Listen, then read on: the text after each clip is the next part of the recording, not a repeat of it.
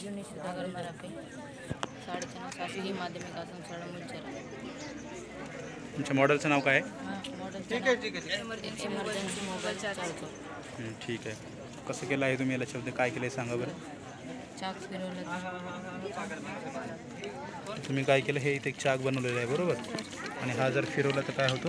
Charge होते पैसे तिकडे चार्ज होत आहे. चार्जिंग होत आहे. बढिया. हा घ्या बरं. हा कशापासून बनवला तुम्ही?